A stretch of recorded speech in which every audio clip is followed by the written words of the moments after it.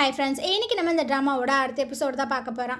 So last எபிசோடில் இதுவரை பார்த்துருந்தோம் அப்படின்னா ஹீரோயினுக்கு வந்துட்டு ஒரு சின்ன ஆக்சிடெண்ட் ஒன்று ஆகியிருந்திருக்கும். ஸோ அவளை ஹாஸ்பிட்டலில் அட்மிட் பண்ணியிருக்காங்க. அதே சமயம் வெளியே பார்த்தீங்கன்னா நானா பயங்கரமாக கத்திகிட்ருக்கா. என்னடா சொல்கிறீங்க, ஹீரோ தான் அந்த தாத்தாவோட ஒரு பேரனா, அவன் தான் இப்போ இந்த ஒட்டுமொத்த சொத்துக்குமே வாரிசா அப்படின்ட்டு. இவங்க பார்த்தீங்கன்னா வாயை திறந்து எதுவுமே சொல்ல மாட்டானுங்க, அமைதியாகவே உட்காந்துட்டு இருக்காங்க. அப்போது உள்ளே இருக்கிறது ஜியாங் கிடையாது, அவன் வந்து ஜென்னு, என்னோடய ஃப்ரெண்டு, அதுதானே உண்மை தானே அப்படின்ட்டு. இவங்க பார்த்தீங்கன்னா வாயவே திறக்க மாட்டானுங்க. நானாக்கு பயங்கர கடுப்பாயிட்ருக்கு. அதே சமயம் அந்த டேங்க்லீனை பார்த்தீங்கன்னா அவங்க அண்ணா பிடிச்சி இழுத்துட்டு வந்துட்டு இருக்காங்க. இத்தனை வருஷத்தில் நீ என்னை அடித்ததே இல்லை, எதுக்கு என்னை அடித்த அப்படின்ட்டு. நீ என்ன பைத்தியமாடி, எதுக்குடி இந்த மாதிரி பண்ணிகிட்ருக்க அப்படின்னா அவரும் பார்த்தீங்கன்னா கத்த. இங்கே பாரு, எல்லா எவிடன்ஸுமே என் கையில் தான் இருக்குது. ஸோ அவன் ஒத்துக்கரல, உண்மைகளை சொல்லலை அப்படின்னா நான் வந்து இதை சோஷியல் மீடியாவில் எல்லாத்தையுமே காமிச்சிருப்பேன் அப்படின்ட்டு. பைத்தியமே, அவன் யார் தெரியுமா, அவன் யாராக வேணால் இருந்துட்டு போட்டோம், எனக்கு அவன் வேணும் அப்படின்ற மாதிரி சொல்லும்போது அவன் தான் அந்த ஜூ ஃபேமிலியோட வாரிசு.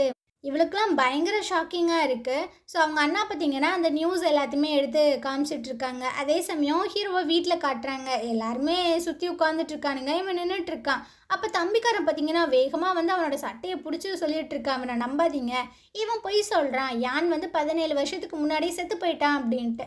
ஸோ அவங்க அம்மா பார்த்தீங்கன்னா கையெடு, கொஞ்சம் அமைதியாயிரு, போய் மூட்டு உட்காரு அப்படின்ற மாதிரி சொல்லிட்டுருக்காங்க. ஸோ தாத்தா வந்து கேட்குறாரு, அப்படி 17 வருஷத்துக்கு முன்னாடி என்ன தான் நடந்துச்சு, உண்மையை சொல்லு அப்படின்னு.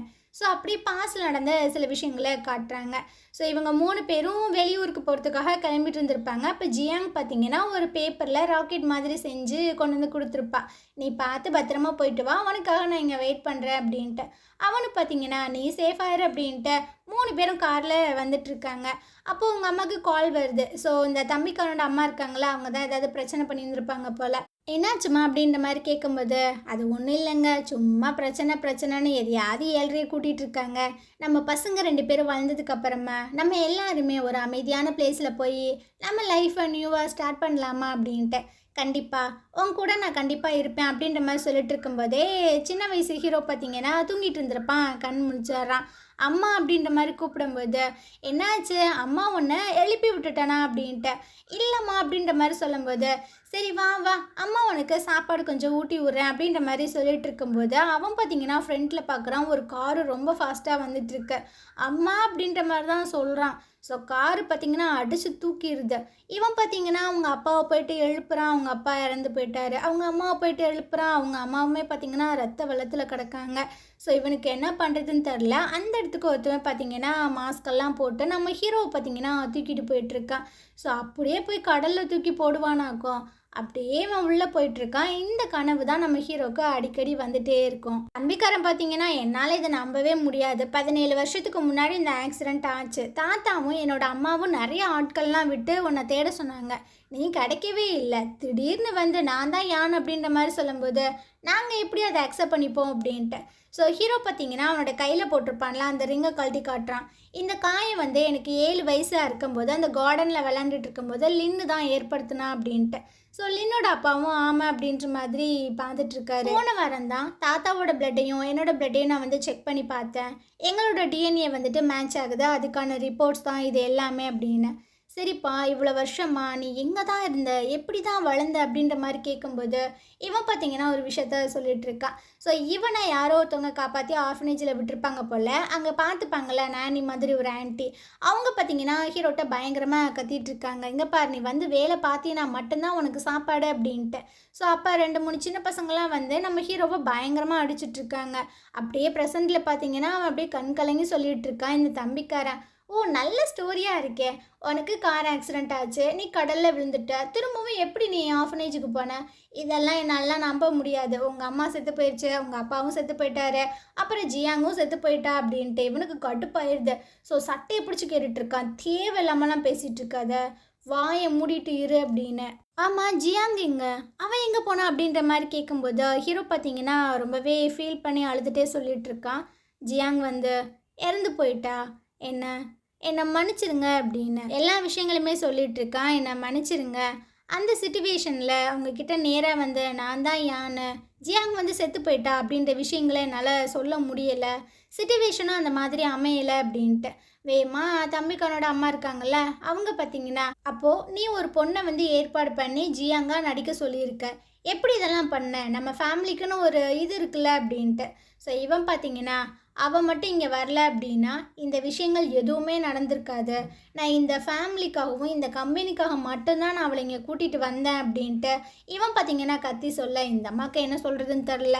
வேகமாக தம்பிக்காரன் பார்த்தீங்கன்னா நீலாம் சொல்கிறதெல்லாம் எல்லாம் நம்ப முடியாது வைக்க முடியாது அப்படின்ட்டு ரொம்ப ஓவராக பேசிகிட்டு இருக்கான். ஸோ ஹீரோவும் பார்த்தீங்கன்னா பயங்கரமாக தாத்தா கட்டுப்பாயிறாரு, போதும் நிறுத்துங்க, நான் செத்து போனதுக்கு அப்புறமா நீங்கள் எப்படி வேணால் அடிச்சுட்டு நாருங்க, ஏன் முன்னாடி இப்படி இருக்காதீங்க, ஜியாங்க பற்றி தயவு செஞ்சு பேசாதீங்க, ஃபஸ்ட்டு எல்லோரும் இங்கேருந்து போங்க, என்னை தனியாக விடுங்க அப்படின்ற மாதிரி கத்துறாங்க. ஹீரோக்கு பார்த்தீங்கன்னா ரொம்பவே கஷ்டமாயிடுது. ஸோ எல்லாருமே அங்கேருந்து போயிடுறாங்களா, என்னோட ஜியாங்க என்னை விட்டு போயிட்டாளா அப்படின்ட்டு தாத்தா பார்த்தீங்கன்னா பயங்கரமாக ஃபீல் பண்ணி அழுதுட்ருக்காரு. இவ பார்த்தீங்கன்னா ஷாக் ஆகி கேட்டுட்ருக்கா, என்னென்ன சொல்கிற, அப்போ இந்த நியூஸ் எல்லாத்தையுமே அவன் ஸ்ப்ரெட் பண்ணி விட்டுட்டு தான் என்ன மீட் பண்ணுறதுக்காக வந்தானா அப்படின்ட்டு. ஆமாம், அவன் கொஞ்சம் மோசமான ஆளாக தான் இருக்கான், இது தெரியாமல் அந்த பொண்ணை வச்சு நீ அதை பண்ணுவேன் இது பண்ணுவேன்னு ட்ரிக்கெல்லாம் காமிச்சிட்டு இருந்த, கொஞ்சம் நேரம் விட்டுருந்தா அவனோட கையிலே நீ செத்து போயிருந்திருப்ப, இதுக்கப்புறம் ஒழுங்காக வீட்டில் இரு, வீட்டை விட்டு வெளியே எங்கேயும் போகாத அப்படின்ட்டு அவர் பார்த்தீங்கன்னா அங்கேருந்து போக அந்த சைடு நம்ம ஹீரோனை காட்டுறாங்க. இவ பார்த்தீங்கன்னா இப்போ தான் கண்ணை முழிச்சு பார்க்குறா, அங்கே வந்துட்டு லின்னு தான் இருக்கான். ஸோ நீ இங்கே என்ன பண்ணிகிட்ருக்க, யான் எங்கே போனா, இங்கே பார் எல்லா விஷயங்களுமே முடிஞ்சிருச்சு, இதுக்கப்புறம் நீ ஜியாங்கெல்லாம் நடிக்க தேவையே இல்லை, யான் வந்து அந்த ஃபேமிலியில் எல்லா உண்மைகளுமே சொல்லிட்டான், அது மட்டும் இல்லாமல் 17 வருஷத்துக்கு முன்னாடி காணாமல் போன அந்த வாரிசு வந்து ஹீரோ தான், ஸோ அவன் தான் அந்த குடும்பத்தோட ஒரிஜினல் வாரிசே அப்படின்னு. இவளுக்கு பார்த்தீங்கன்னா ஒன்றும் புரியல, நீ என்ன ஏதேதோ பேசிகிட்டு இருக்க, நான் ஃபஸ்ட்டு யானை போய் மீட் பண்ணோம் அப்படின்ட்டு. இவன் பார்த்தீங்கன்னா ஃபோனில் அந்த நியூஸ் எல்லாம் எடுத்து காட்டுறான், இருந்தாலும் இவள் பார்த்தீங்கன்னா அதை அக்செப்ட் பண்ணிக்க மாட்டா. இல்லை இப்படிலாம் இருக்காது, இது ஏதோ ரூமர்ஸாக இருக்கும், ஃபஸ்ட் நான் அவனை போயிட்டு பார்க்கணும் அப்படின்ட்டு அவள் வெளியே வர டெக் பை பார்த்தீங்கன்னா விட மாட்டான். இல்லை மேடம் சாரி, இப்போதைக்கு நீங்கள் அவங்கள பார்க்க முடியாது அப்படின்னு. ஏன் இப்படி பண்ணிகிட்ருக்க, நான் உடனடியாக பார்க்கணும் அப்படின்ட்டு அவள் பார்த்தீங்கன்னா அந்த சைட் போக பாடி கார்டு தடுக்கிறான். ஏன்டா இப்படி பண்ணிகிட்ருக்கீங்க, நான் அவனை போயிட்டு மீட் பண்ணணும் அப்படின்ட்டு ரொம்பவே கெஞ்சிகிட்டு இருக்காளா. ஸோ நானாக வந்து சொல்லிகிட்டு இருக்கா, இங்கே பாரு ஹீரோ உன்னை எதுக்காக இந்த இடத்துக்கு கூப்பிட்டு வந்தானோ அந்த வேலை முடிஞ்சிருச்சு, ஸோ அவன் உன்னை ஃபோர்ஸ் பண்ணிக்கலாம், இல்லை உன்னை வந்து வேலைக்கு அப்பாயின்மெண்ட் பண்ணியிருந்துருக்கலாம், என்ன இளவு வேணால் இருக்கட்டும், அது எல்லாமே முடிஞ்சிருச்சு, இதுக்கப்புறம் நீ வந்து ஜென்னு மட்டும்தான், அவனோட ஃபியான்சிலாம் கிடையவே கிடையாது அப்படின்னு. இல்லை நான் ஒரு தடவை அவனை பார்க்கணும், வேணாண்டி பார்த்தீங்கன்னா நீ தான் ஹர்ட் ஆவ அப்படின்ற மாதிரி சொல்லும்போது இவ பார்த்தீங்கன்னா திரும்பவும் டெக் பாயிட்ட போய் கேட்டுட்ருக்கா, முடியலை. ஸோ பயங்கரமாக உடஞ்சி அழுகவே ஆரம்பிச்சிட்றா, பார்க்க ரொம்பவே கஷ்டமாக இருக்குது. அந்த இடத்துக்கு அவங்க அப்பா வராங்க. என்னம்மா என்னம்மா பண்ணிகிட்ருக்க, ஏம்மா அழுகிற அப்படின்ட்டு. இவளுக்கு என்ன சொல்கிறதுனே தெரியல. இதுக்கப்புறம் தாத்தாவை காட்டுறாங்க. இவர் பார்த்தீங்கன்னா ரொம்பவே சோகமாக அந்த கார்டனில் உட்காந்துட்டு இருக்கும்போது ஹீரோ பார்த்தீங்கன்னா சொல்லிகிட்டு இருக்கான், என்னை மன்னிச்சிடுங்க தாத்தா, எல்லாமே என்னால் தான், நான் ஃபஸ்ட்டே உங்களுக்கு எல்லா விஷயங்களுமே சொல்லியிருந்துருக்கணும். இல்லைப்பா, எனக்கு இந்த குடும்பத்தையே பிடிக்கலை, யாருமே இப்போ இருக்கிறவங்க உண்மையாகவே இல்லை, உங்கள் அம்மா உங்கள் அப்பா ஜியாங்க எல்லாருமே என்னை விட்டு போனதுக்கு அப்புறமா எனக்கு இங்கே வாழவே பிடிக்கல, ஆனால் இப்போது நீங்கள் வந்திருக்க அதுதான் எனக்கு கொஞ்சம் நிம்மதியாக இருக்குது. அப்புறம் ஜியாங் வந்து நம்மளை விட்டு ரொம்ப தூரமாகவே போயிட்டா, அதனால் அவளுக்கு பண்ண வேண்டிய அந்த காரியங்கள் எல்லாத்தையுமே நீ பண்ணிடு. அப்புறம் ஜியாங்கா நடிக்க வந்தாலே அந்த பொண்ணு வந்துட்டு திரும்பவும் இங்கே வரவே கூடாது, என் கண்களில் அவள் படக்கூடாது, எனக்கு ரொம்பவே கஷ்டமாக இருக்குது அப்படின்ற மாதிரி சொல்கிறாரு. ஸோ ஹீரோக்கு பார்த்தீங்கன்னா என்ன சொல்கிறதுன்னு தெரில. இந்த சைடு ஹீரோயின் பார்த்தீங்கன்னா ஹீரோவை ஸ்டார்டிங்லேருந்து பார்த்துருப்பாள்ல, ஸோ அந்த விஷயங்கள் எல்லாத்தையுமே யோசிச்சு பார்த்து பயங்கரமாக அழுதுட்டுருக்கா. அவனால் சுத்தமாக முடியலை, அவனை பார்க்கணும், அவங்ககிட்ட பேசணும் அப்படின்ற மாதிரி தான் மண்டையில் ஓடிக்கிட்டே இருக்கு. அந்த இடத்துக்கு நானாக வந்துட்டுருக்கா, நீ வந்து என்னை ஒரு ஃப்ரெண்டாக கூட மதிக்கலையில, இவ்வளோ விஷயங்கள் நடந்திருக்கு, ஒரு வார்த்தை கூட நீ என்கிட்ட சொல்லவே இல்லைல்ல, நீ சாப்பிட்டியா அப்படின்ற மாதிரி சொல்லிட்டு பாக்ஸை பார்த்தா அதில் ஃபுல்லாமே சாப்பாடு இருக்கு, நீ என்ன நினச்சிட்ருக்க, ஏன் சாப்பிட்ல அப்படின்னு. உடனே இவ பார்த்தீங்கன்னா, நானா ப்ளீஸ் நானா, நான் ஹீரோவை ஒரே ஒரு டைம் மட்டும் பார்த்துக்கிறேன், ஒரே ஒரு நிமிஷம் மட்டும் அவன்கிட்ட பேசிக்கிறேனே ப்ளீஸ் அப்படின்ட்டு. இங்கே பாரு எல்லாமே முடிஞ்சிருச்சு, ஸோ இதுக்கப்புறம் அவனை நீ பார்க்கணும் பேசணுன்னா நினைக்காத ப்ளீஸ் நானா, என்னை புரிஞ்சுக்கோ அப்படின்ட்டு அவள் பயங்கரமாக அழுக. இந்த மாதிரி பாவமால மூஞ்ச வைக்காத அப்படின்ட்டு அவங்க போயிட்டுருக்கா. ஹீரோயினுக்கா என்ன பண்ணுறதுனே தெரியல. ஸோ வந்துட்டு இவ்வளோ ஃபீல் பண்ணி கேட்குறாள்ல, லாஸ்ட்டு ஒரு டைம் ஹெல்ப் பண்ணலாம் அப்படின்ற மாதிரி நானா ஃபிக்ஸ் பண்ணிட்டா போல். ஸோ அப்படியே கதவை மெதுவாக ஓப்பன் பண்ணிகிட்ருக்கா. பாடி கார்டு உட்காந்துட்ருக்கான். டெக் பாய் பார்த்தீங்கன்னா நின்றுட்டே தூங்கிட்டு இருக்கான். பார்த்தீங்கன்னா மெதுவாக தான் கதவை அடைக்கிறா. அந்த சத்தம் எனக்கு கேட்டுருது. ஏன் என்ன பண்ணிகிட்ருக்க அப்படின்னு. நான் ஒன்றும் பண்ணலையே, ஹீரோயின் உள்ள குளிச்சுட்ருக்கா, அதனால தான் நான் வெளியே வந்தேன். ஏன் உனக்கு ஏதாவது பிரச்சனையா அப்படின்னு என்ன காட்டுறாங்க. பார்த்தீங்கன்னா ஜன்னல் வழியாக ட்ரெஸ் எல்லாம் போட்டு அப்படியே மெதுவாக இறங்கிட்டு இருக்கா. ஸோ ஹீரோ பார்த்தீங்கன்னா ஜியாங்குக்கு பண்ண வேண்டிய அந்த காரியங்கள் எல்லாமே பண்ணிவிட்டு காரில் ரிட்டன் வீட்டுக்கு வந்துட்டுருக்கான். வர வழியில் தான் ஹீரோயின் பார்த்தீங்கன்னா தன்னந்தனியாக நின்றுட்டுருக்கா. ஸோ கார் பார்த்தீங்கன்னா ரொம்பவே வேகமாக கிராஸ் ஆகி போயிடுது. இருந்தாலும் சட்டனாக பிரேக் போடுது. ஹீரோ பார்த்தீங்கன்னா ரொம்ப ஃபாஸ்ட்டாகவே இறங்கி வந்துட்டுருக்கான். நீ இங்கே என்ன பண்ணிகிட்ருக்க? அவனுக்கு 2 பேரையும் தானே உன்னை நான் பார்க்க சொன்னேன். சரி வா போகலாம் அப்படின்ற மாதிரி பிடிக்க போகும்போது கையை பார்த்தீங்கன்னா அப்படியே விலகி போயிட்டுருக்கா. நான் உங்ககிட்ட கொஞ்சம் பேசணும். சொல்லு அப்படின்ற மாதிரி கேட்கும்போது, நீ தான் 17 வருஷத்துக்கு முன்னாடி காணாமல் போன அந்த பேரனா அப்படின்ட்டு. இவனும் ஆமாம் அப்படின்ற மாதிரி தான் சொல்லிகிட்ருக்கான். இந்த விஷயங்களை தான் என்கிட்ட சொல்லணும்னு ட்ரை பண்ணிகிட்டே இருந்தியா? ஆமாம் அப்படின்ற மாதிரியும் சொல்லிடுறான். இதுக்கப்புறம் என்னோட தேவை எதுவுமே இருக்காதுல்ல அப்படின்னு. இவனுக்கா என்ன சொல்கிறதுனே தெரியல. இதுக்கு கிட்டத்தட்ட 1 வருஷம் ஆகும். நான் சேஃபாக உன்னை கொண்டு போய் உன் இடத்துல விடுவேன் அப்படின்ற மாதிரிலாம் ப்ராமிஸ் பண்ணி கொடுத்தேன். ஆனால் 1 வருஷம் கூட ஆகலை. அதுக்கு முன்னாடியே எல்லா விஷயங்களுமே நடந்து முடிஞ்சிருச்சு. நீயும் என்ன சேஃபாக கொண்டு போய் விட்டுட்ட. ஆனால் ஒரே ஒரு விஷயம் மட்டும்தான், எல்லா விஷயங்களுமே தெரிஞ்சு உனக்கு என்னென்ன வேணுமோ அதை எல்லாத்தையுமே ரொம்பவே கிளவராக பிளான் போட்டு எடுத்துக்கிட்ட. எனக்கு சந்தோஷம்தான். இருந்தாலும் என்கிட்ட சொல்லியிருந்துருக்கலாம்.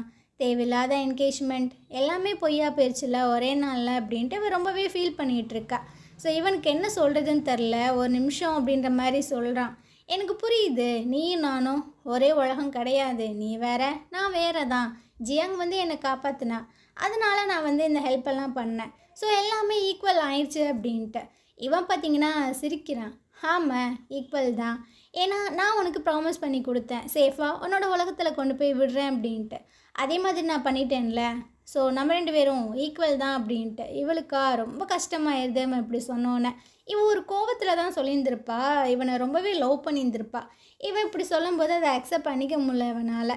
ஸோ பார்த்தீங்கன்னா கையில் போட்டிருக்க அந்த மோதிரத்தை கழட்டி அவனோட கையில் கொடுக்க போகிறா. இவனும் பார்த்தீங்கன்னா கையை நீட்டுறான். அப்போ பார்த்தீங்கன்னா நல்லா மழை வேற பெய்யுது. ஸோ பார்த்தீங்கன்னா டக்குன்னு ஹீரோட கையை கடிச்சு வச்சுட்டு அங்கேருந்து ஓடிட்டுருக்கா. ஹீரோக்குமே பார்த்தீங்கன்னா ரொம்ப கஷ்டமாக தான் இருக்குது. ஏன்னா இவனுமே ஹீரோயினை விரும்ப தானே செஞ்சுருப்பான். எப்படியோ உங்களோட லவ் ஸ்டார்ட் ஆகியிருந்திருக்கும். ஆனால் இப்படி போய் முடிஞ்சிருச்சு. இதுக்கப்புறம் இவங்க 2 பேரும் சேருவாங்களா மாட்டாங்களா, என்ன தான் நடக்கும் அப்படின்ற விஷயங்கள் எல்லாத்தையுமே நம்ம அடுத்தடுத்த எபிசோட்ஸில் பார்க்கலாம். இந்த ட்ராமா உங்களுக்கு பிடிச்சிருந்தது அப்படின்னா கண்டிப்பாக நம்ம சேனலுக்கு சப்போர்ட் பண்ணுங்கள். தேங்க்யூ.